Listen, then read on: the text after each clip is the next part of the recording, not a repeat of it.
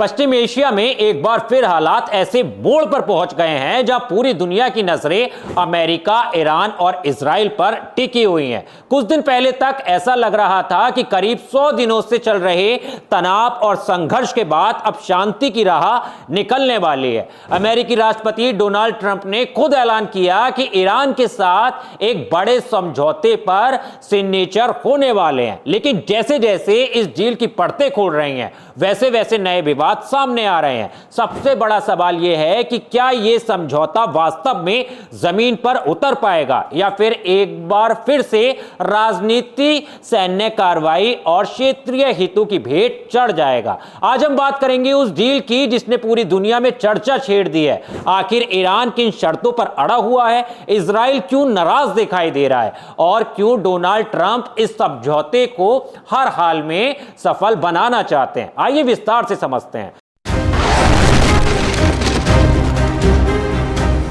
नमस्कार, बोले भारत देख रहे हैं आप और मैं हूं आपके साथ ऋषभ चौहान। दरअसल पूरा मामला स्ट्रेट ऑफ हॉर्मुज से जुड़ा हुआ है। यह दुनिया के सबसे महत्वपूर्ण समुद्री मार्गों में से एक माना जाता है। दुनिया के बड़े हिस्से का तेल और गैस इसी रास्ते से गुजरता है। फरवरी में अमेरिका और इजराइल के हमलों के बाद ईरान ने इस क्षेत्र पर अपना नियंत्रण और सख्त कर दिया था। इसके बाद ईरान ने यहां से गुजरने वाले जहाजों पर शुल्क यानी टोल लगाने का फैसला किया। ईरान का कहना है कि वो जहाजों की सुरक्षा और समुद्री व्यवस्था को बनाए रखने के लिए सेवाएं देता है, इसलिए शुल्क लेना उसका अधिकार है। ईरान यह भी साफ कर चुका है कि हॉर्मुज पर उसकी संप्रभुता किसी भी कीमत पर समझौते का हिस्सा नहीं बन सकती। यही वजह है कि यह मुद्दा अमेरिका और ईरान के बीच सबसे बड़ी खींचतान का कारण बना हुआ है। हालांकि ईरानी मीडिया में यह दावा किया गया है कि अमेरिका अब इस व्यवस्था को लेकर नरम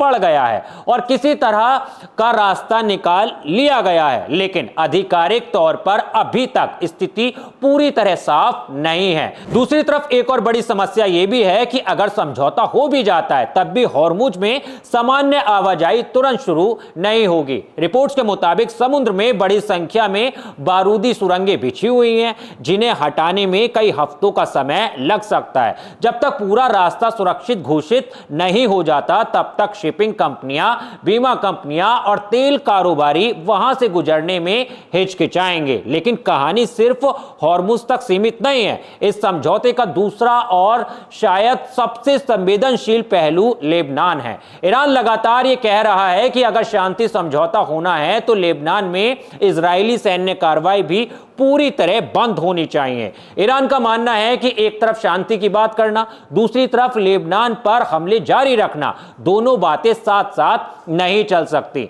वहीं दूसरी तरफ इजराइल का रुख बिल्कुल अलग दिखाई दे रहा है। इजरायली नेताओं ने साफ संकेत दिए हैं कि वे इस समझौते को लेकर पूरी तरह सहमत नहीं हैं। कुछ नेताओं ने तो यहां तक कह दिया कि इजराइल किसी ऐसे समझौते को मानने के लिए बाध्य नहीं है जो उसकी सुरक्षा नीतियों के खिलाफ हो। यही वजह है कि लेबनान इस पूरी डील का सबसे कमजोर और सबसे नाजुक बिंदु बन गया है। ईरान साफ कह चुका है कि अगर लेबनान पर हमले जारी रहे तो समझौते का कोई मतलब नहीं रह जाएगा। वहीं इजराइल अपनी सुरक्षा चिंताओं का हवाला देकर पीछे हटने को तैयार नहीं दिख रहा है। ऐसे में सवाल उठता है कि क्या अमेरिका अपने सबसे करीबी सहयोगी इजराइल को इस डील के समर्थन के लिए राजी कर पाएगा। डोनाल्ड ट्रंप की स्थिति भी आसान नहीं है। एक तरफ वो इस समझौते को अपनी बड़ी कूटनीतिक सफलता के रूप में पेश करना चाहते हैं, वहीं दूसरी तरफ अमेरिका के भीतर भी इस मुद्दे पर मतभेद है। कई प्रभावशाली नेता और सांसद इजराइल के पक्ष में खड़े दिखाई दे रहे हैं।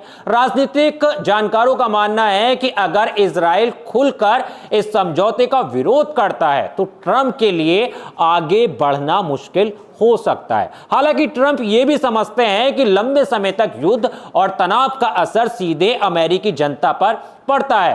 तेल और गैस की कीमतें बढ़ती हैं, महंगाई बढ़ती है और इसका राजनीतिक नुकसान भी उठाना पड़ता है। यही कारण है कि ट्रंप समझौते को सफल बनाने के लिए लगातार प्रयास कर रहे हैं। फिलहाल पूरी दुनिया की नजरें आने वाले दिनों पर टिकी हैं। क्या ईरान और अमेरिका के बीच घोषित समझौता वास्तव में शांति की नई शुरुआत बनेगा रहेगा या फिर लेबनान और इजराइल को लेकर जारी टकराव इस पूरी प्रक्रिया को पटरी से उतार देगा? यह सवाल अभी भी बना हुआ है, लेकिन इतना जरूर है कि पश्चिम एशिया का भविष्य अगले कुछ दिनों में होने वाले फैसलों पर काफी हद तक निर्भर करेगा। आपको क्या लगता है, क्या यह समझौता क्षेत्र में स्थायी शांति ला पाएगा या फिर नए विवाद इसकी राह रोक देंगे? अपनी राय कमेंट में जरूर बताइएगा। देश और दुनिया की तमाम खबरों को आसान भाषा में समझने के लिए बोले भारत को सब्सक्राइब करना मत भूलिएगा। मिलता हूं आपसे किसी और वीडियो में, तब तक के लिए धन्यवाद।